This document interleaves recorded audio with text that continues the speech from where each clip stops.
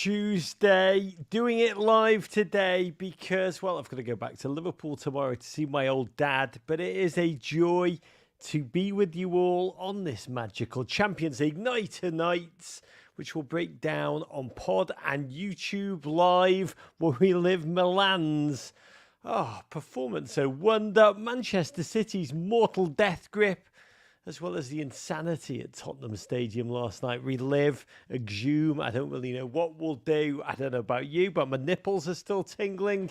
But then I only watch football for the contentious VAR decisions. So honestly, that game, it was my Citizen Kane. But we are here on YouTube Live. Hello, Betty Stewart Anderson.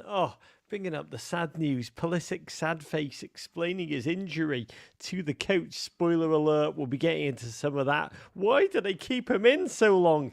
Betty, I don't know either, to be candid.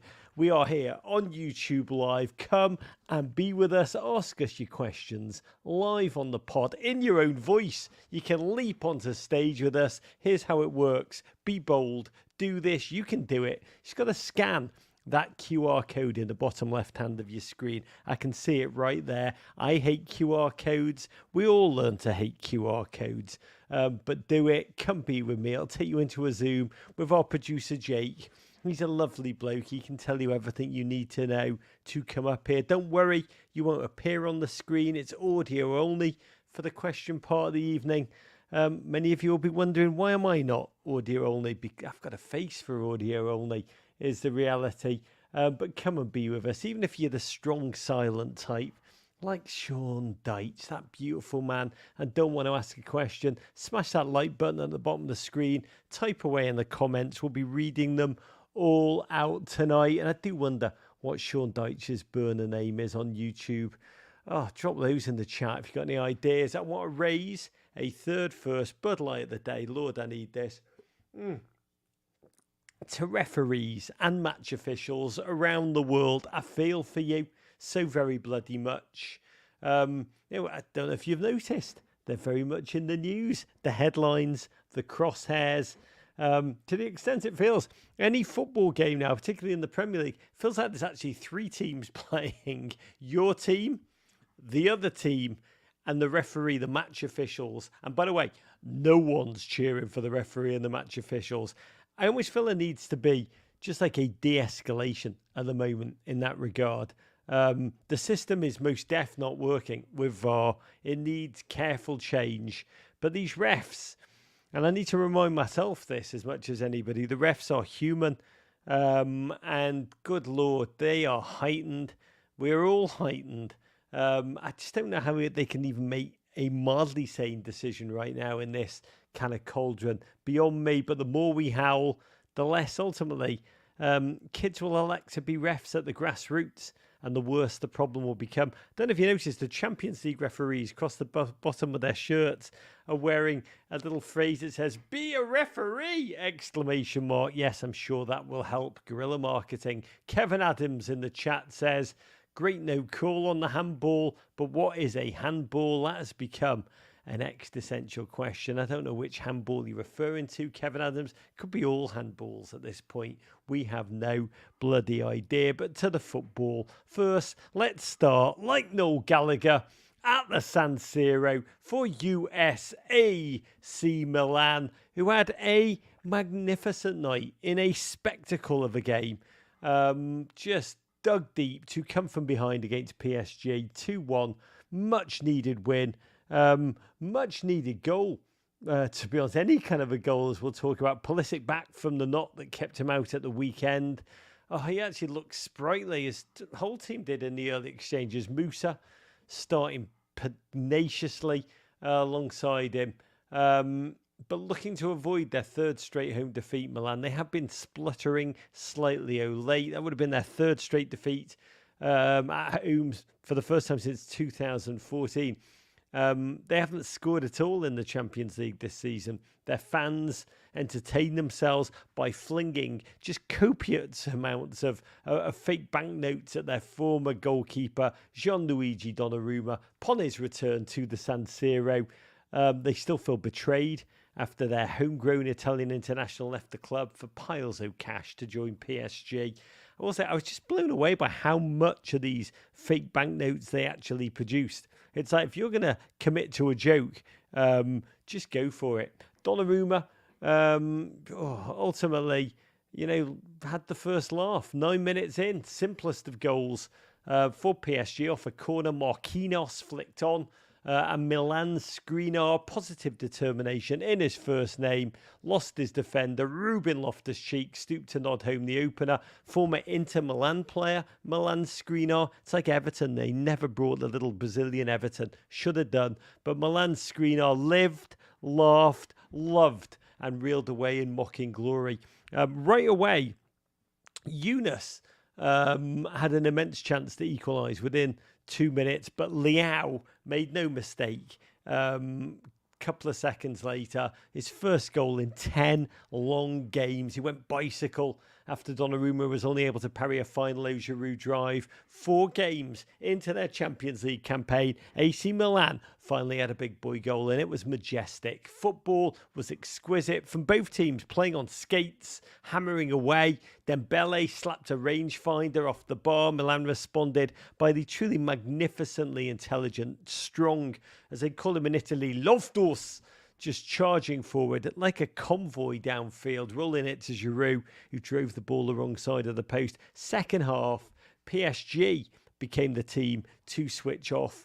Indeed, it was Marquinhos and Skriniar, the early executioners, who were guilty of losing Olivier Giroud, perhaps lost in the basking glow and musky scent of his handsomeness. He rose up, like an old salmon swimming upstream at the far post, and he knew as soon as he left his feet, old man would only do it if he knew he would soon be receiving the accolades of the fans for his old school finish. 24 goals Giroud scored in the Champions League, every single one of them from inside the area.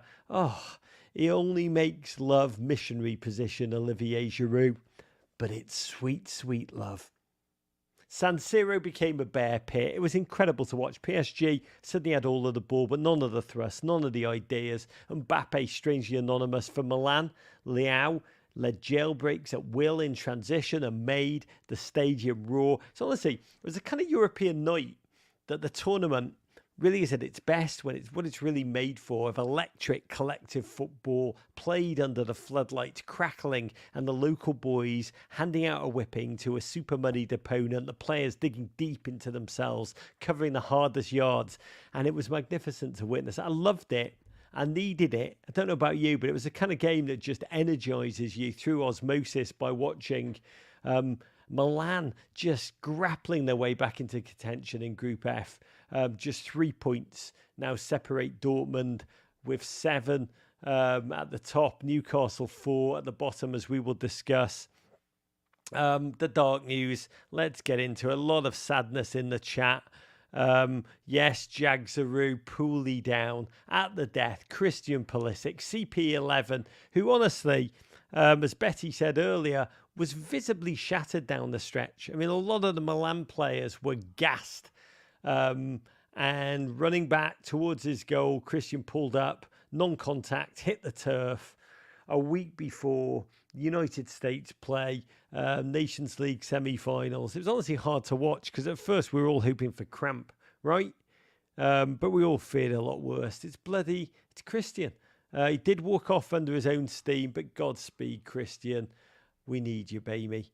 Jamie Watts in the chart asked about the upcoming international break. Will someone like Malik Tilman or Gio take Pooley's injury as an opportunity to shine? I've got to say, Malik Tilman has been, in his spells in PSV, absolutely glowing, incandescent, playing some of his finest football. I would love to see that gentleman take a chance. We just, and I'll tease this, we have just started, we may or may not have just started a new series with PSV, which we're looking deep into their philosophy, their history, and the plan that has brought 3 Americans to deliver just games oh wonder in Eredivisie.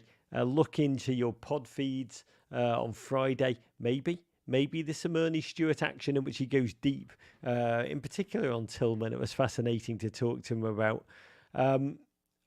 Alcuro X86 in the chat, massive Atleti supporter, says, please talk about the Brodge getting steamrolled. Referencing, of course, Atleti's 6-0 victory over Celtic. Diego Simeone is the man. Brendan Rodgers sees when he looks in the mirror. Diego Simeone is probably the man Brendan Rodgers would like to be, or thinks he is at times when Diego Simeone is not in his vicinity.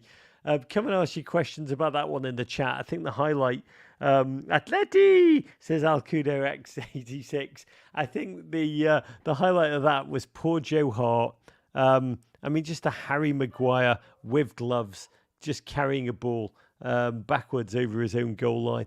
It was magnificent to witness. Never change, Joe Hart, never change. But before we get there to your questions, and come on up and be with me, slightly less edgy and suspense-filled game-wise, Manchester City against Young Boys. The game the whole world was wetting itself saying was man versus boys. City knew that they'd lock up qualification for the knockout rounds with a win. Was there any ever doubt? Erling Haaland limping out at half-time of the weekend with ankle knack. Surprise, surprise. He was back for this game. I think they must have gotten new cyborg parts sent in by DHL. The game was all City. Young Swiss keeper Anthony Rakioppi kept City at bay with 3 early saves before Haaland opened the floodgates with a penalty and full the Drogba too, as he'd promised Didier he would at the Ballon d'Or ceremony, not just scoring the goals, also doing the memes, the bants, just the bringing joy in every way he can do.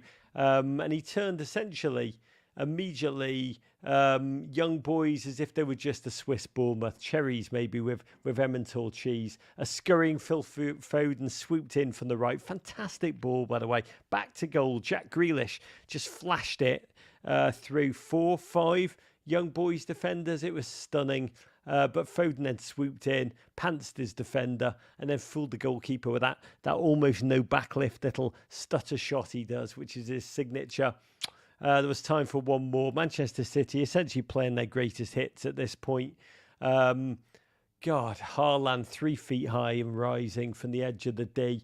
The Norwegian robot, this is incredible, has now scored 39 goals in a mere 34 Champions League appearances. Incredibly already, the greats, many of them, or we consider them greats, are within touching distance for him. Mbappe, 42 Champions League goals. Del Piero, 43. Neymar, 43. And Drogba, the great himself, for 44, all within touching distance.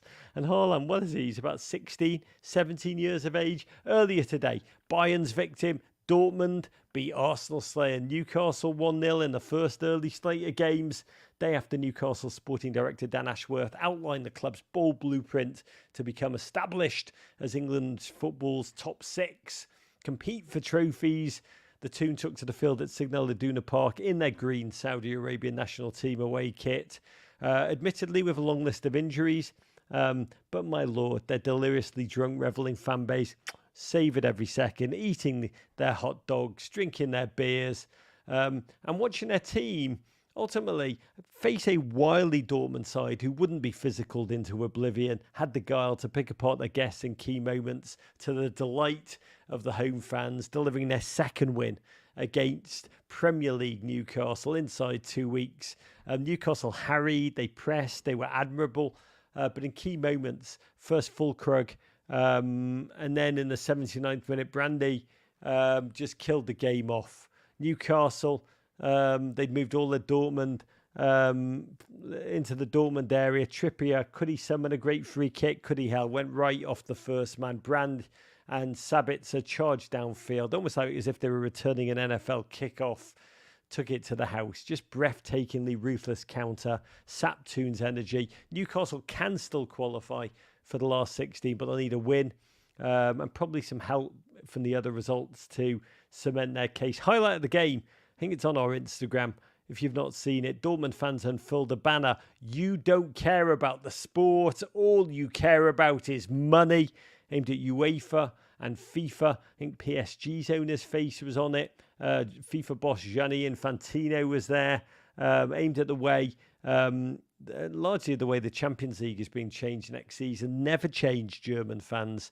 Never, ever change. Christian God bless Christina Stotts, it is, in the chat says we can add Dortmund to the football clubs that live rent-free in Newcastle's head. Don't bleep around with Bundesliga. In one of the more shocking results of the night, Shakhtar Donetsk, team whose incredible stadium I was based in during Euro 2012. Blue City has been war-torn since 2014. Beat Barcelona. They beat Barcelona 1-0. Stunning, artful, brilliant, visionary header. Find this goal by Danilo Sican. Barcelona still top the group, but things get very interesting. What a night for their fans. They play in Hamburg at the moment. God, it was magnificent.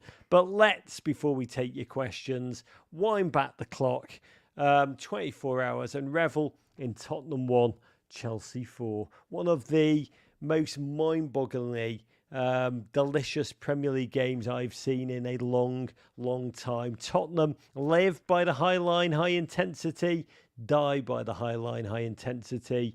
And let history not forget, Tottenham scored first.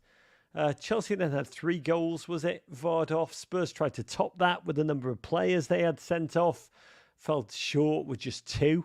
I think there were 9 VAR checks, a 90-minute game that lasted 111 minutes, 19 seconds with time added on. There was actually one VAR review where I thought Chelsea were going to end up both with a goal and a penalty. That's how much mayhem there was. In the same way as people used to joke about the NHL, that you essentially tune in to watch fights with occasional hockey breaking out, the Premier League, God love it, is turning into VAR checks. Watching a man draw lines on still images, a grown man too, with occasional football interspersed. And we say we hate it and that the game is dying. But my God, I've got to say, the engagement on social media is insane. Same around the Arsenal-Newcastle games. People losing their minds about the football. I mean, ultimately, that could be why people are watching. It is insane. For Chelsea, Nicholas Jackson had one of the most remarkable hat-tricks of all time, scored 3 times, yet still, you just kind of remember the howlers and the way he underperformed XG in the process. I don't think he was even man of the match in the end, but this was the first time things had gone seriously wrong for Spurs this season under Big Ange. It was almost as if all the things that haven't gone wrong for the first 10 games of the season went wrong in this one within 70 minutes. They had Romero, just an idiotic piece of decision-making in his own area. Udogie, perhaps as he was on a yellow card already, even worse when he dove in. But the legacy is really the long-term, more serious problems. Mickey van der Ven and James Maddison both went off injured. Big Ange said that Maddison, he's been a heartbeat of the team. That was just precautionary. We'll see what that means. But Van der Ven is more serious. Those close to the team talked about a hamstring injury, which, if true, could be a fairly lengthy spell out for that young rock of the Spurs backline, with Richarlison announcing surgery on his pubis. Yes, and Manor Solomon also out till December after surgery. Tottenham suddenly looking very, very, very war-torn and thin. Godspeed to all. And again, it all started so well. Here's the stat that sums up the insanity of the game. Just over 60 minutes into the match, only 3 of the outfield players who started the game for Tottenham were still out there on the field.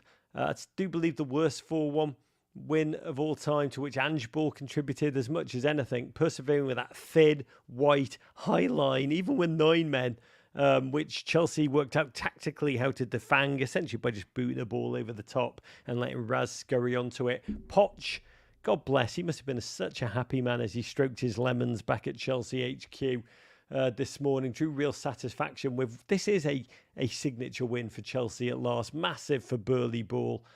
Chelsea were not great, but they didn't have to be against an over-naive, over-adrenaline Tottenham who are unbeaten no more. Big respect to Ange in defeat, carried himself with the same class and relish that he does in victory. I thought his comments were beautiful.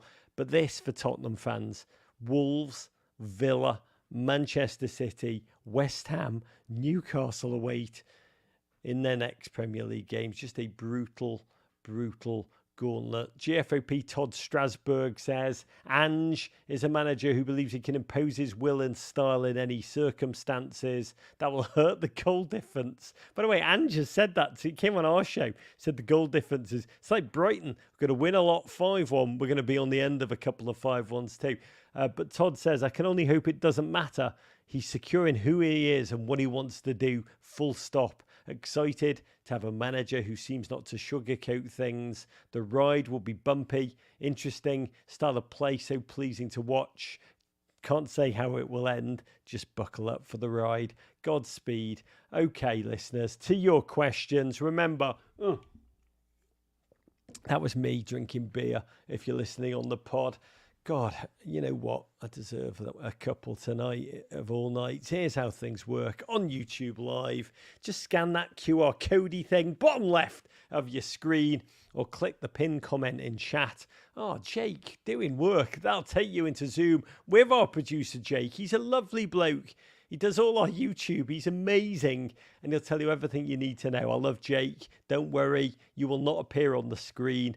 This is audio only, and for those who don't want to ask a question, smash that like button. But let's start with Proper City. Oh, come on up. Tell us where you are and what's your question, you beautiful human being. Hey there, Raj. This is Hayden from Dallas, Texas. Hey, hello, gorgeous.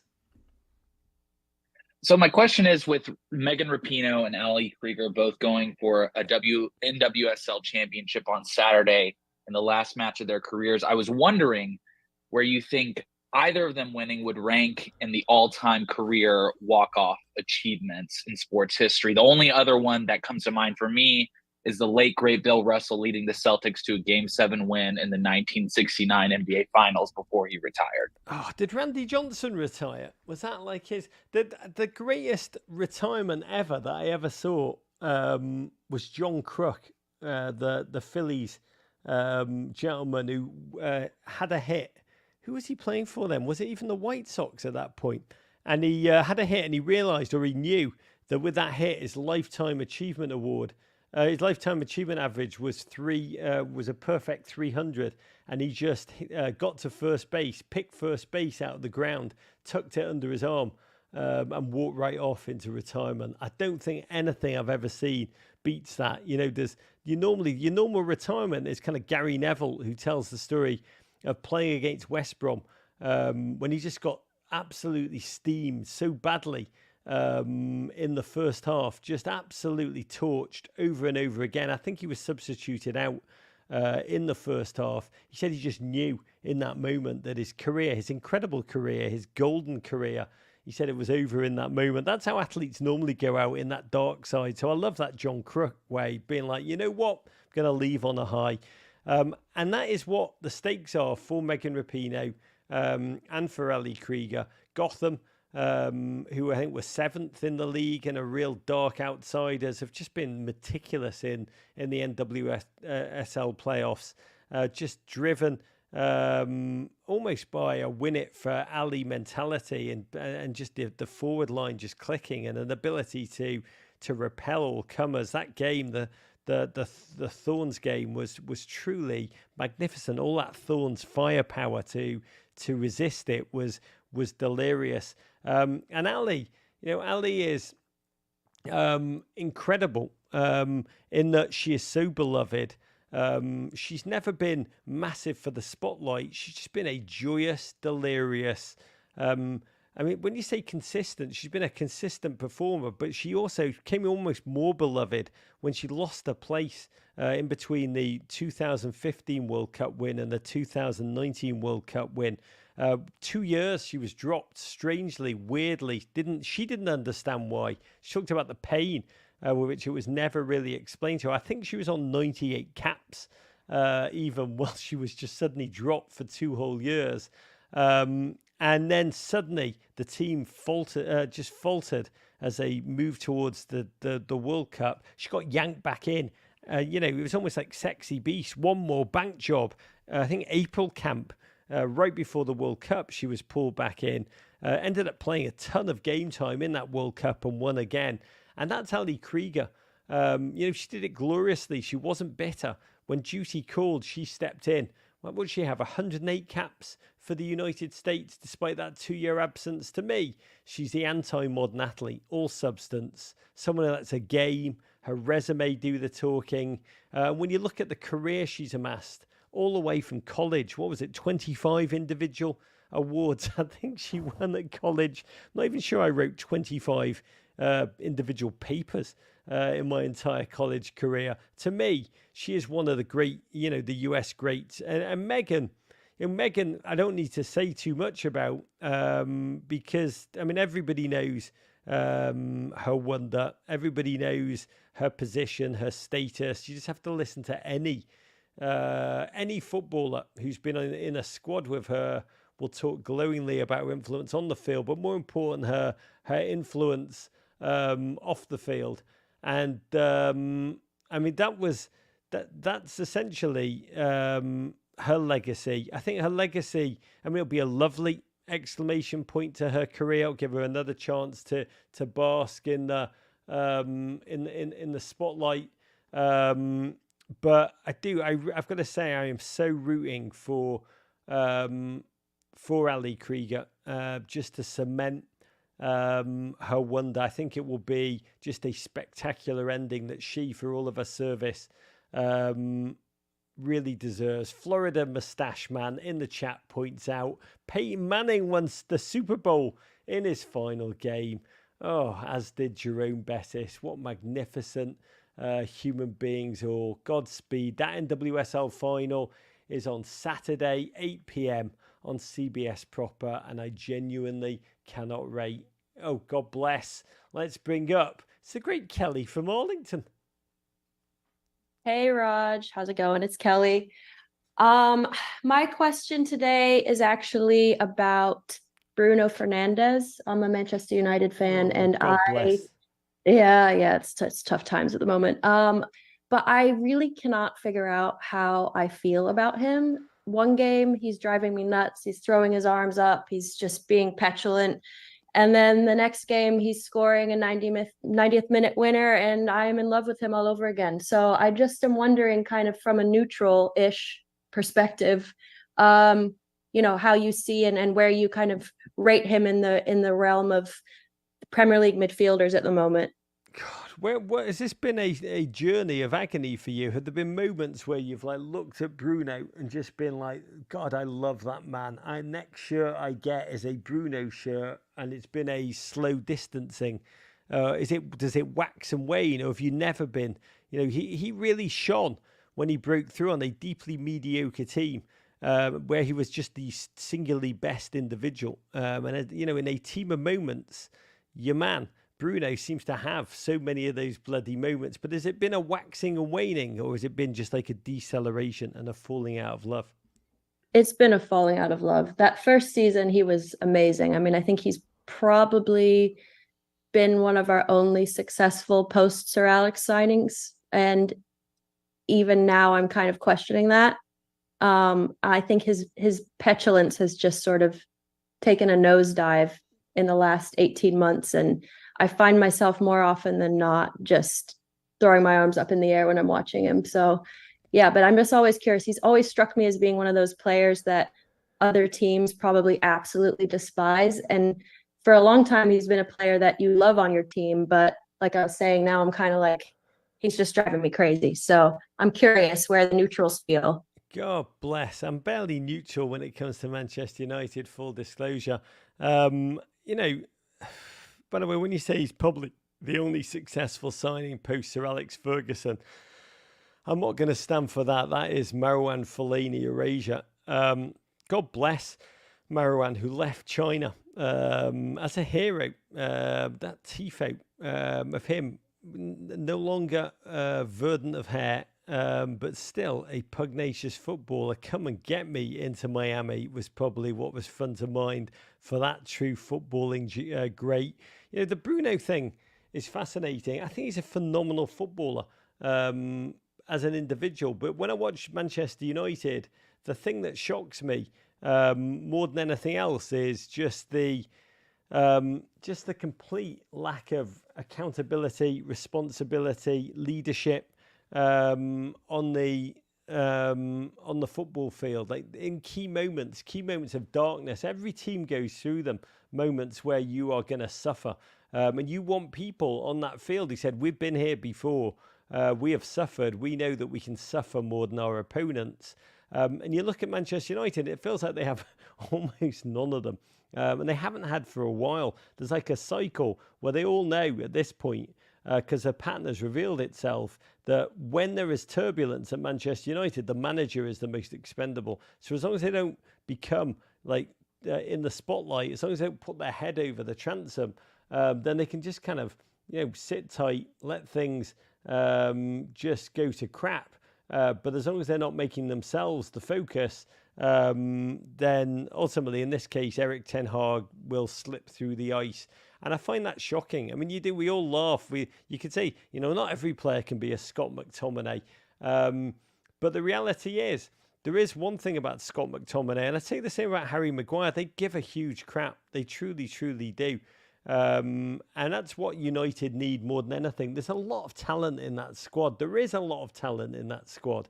It's not a squad individually that should be performing collectively in the way that it does. What really seems to be missing is leadership and accountability all over the field, and having him as captain.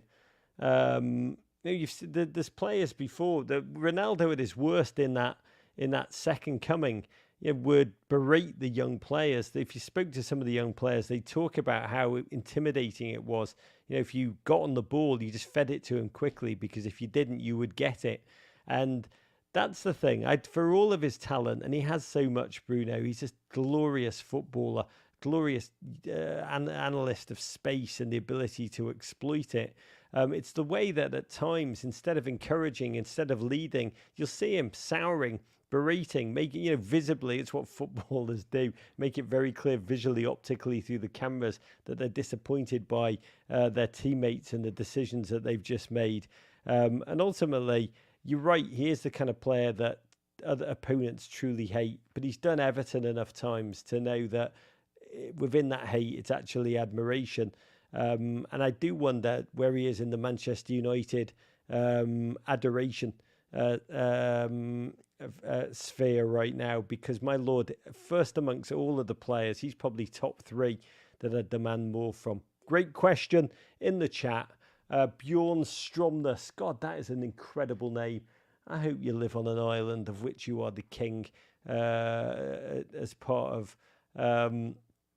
God, I've forgotten all my Game of Thrones crap. Soccer and fly fishing arse. When will the Champions League final be played in Saudi Arabia? That is an incredible question, and I've thought about it a lot.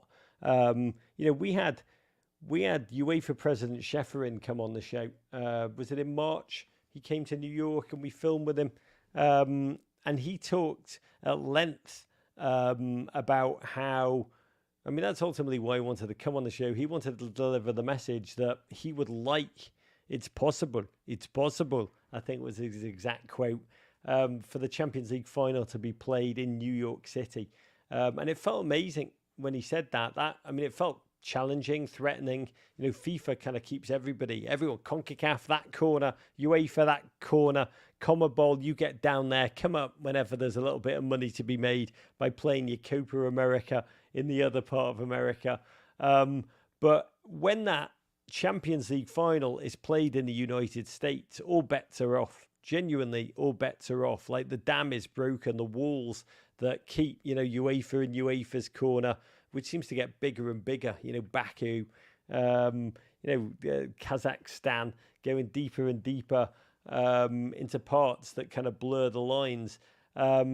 If the Champions League is played in New York, I kind of realised or have thought about, was he saying New York because New York is more, palatable and understandable? It's the commercial heart of, the stadia here are incredible. They want to conquer America.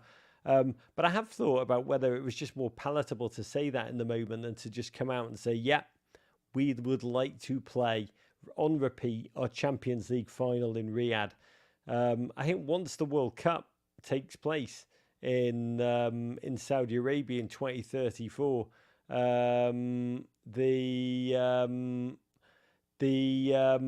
all bets are off. And so, yes, I would imagine I would imagine by 2035, good Lord, brace yourself. Bjorn Stromsness, soccer and fly fishing, who just responded, I do live on an island. Almeida, I am not king, but I am plotting. Quick one from our email bag that we will read to you from SC Toffee 23. I don't know who you are, but I love you. Rog, Everton, heading to Palace this weekend. Godspeed. Ashley Young is going to go there to do two things, kick some ass and score some own goals, and he's all out of own goals. How does this one play out? 2 words for you, Nathan Patterson. God love, thank you for your service, Ashley Young. It's very Sean Dyche to keep persevering with him, the experience, the decision making, but the decision making has been wildly uncalibrated. They do like Ashley Young, mostly because they don't trust Nathan Patterson. Nathan Patterson, so game, so huff and puff, so ruddy-cheeked and Scottish going forward. But in key moments at the back, I think for Sean, Ashley Young just edges it. But my Lord, it is genuinely hard to watch. It feels like he's got the cologne of Michael Keane sprayed all over him. Just a mistake.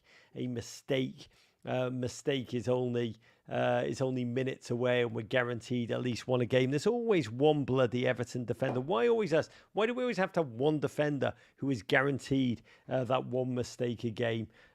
You are beautiful human beings. I am so grateful to you for joining me on a Tuesday. We will be aiming for Wednesdays with these beauties going forward. Just got to fly home to be with my old man. So I'm grateful to commune after such a beautiful performance. God bless Christian Pulisic. God knows what's going on in his head. I hope not another knock. Just both the physical toil, the psychological toil. That kid who just so wanted a fresh start sees this opportunity in Milan. And it may be a bit hello darkness, my old friend. I want to finish by raising a shot of Jägermeister, this bolt of human emotion in a shot glass, to Pepe. Yes, that Pepe, that old Portuguese villain. Oh, that old, like an old heel who we remember from years past in black and white movies, just cruelly toying with his mustache as he tied innocents to train tracks. Yes, that was him. He's that kind of a heel. But tonight, he nodded home for Porto at the death at the age of 40 years and 254 days to become the oldest ever Champions League goal scorer. Pepe, you're like a fine wine. Fine wine with a black belt in shithousery. Oh, but still a fine wine, you gorgeous human being. Before we go, a quick look at everything coming up on Men in Blazers Media Network. All of it powered by Bud Light. Easy to drink, easy to enjoy. Tomorrow, Wednesday, new issue of our American States United newsletter. Our weekly missive written by the quite wonderful Randy Kim, which is a smart, intelligent briefing on how all of our US men and women are faring abroad. Particularly the ones whose hamstrings are doing all right. Subscribe at meninblazers.com. Go there now. And if you are being with us tonight and have enjoyed it, smash that like button. We'll be back the day after the US men's national. We'll be back on Monday after the Premier League round of games. And then we'll cover the US men's national team Trinidad and Tobago game. What could possibly go wrong? Until then, GFOPs, big love. Courage.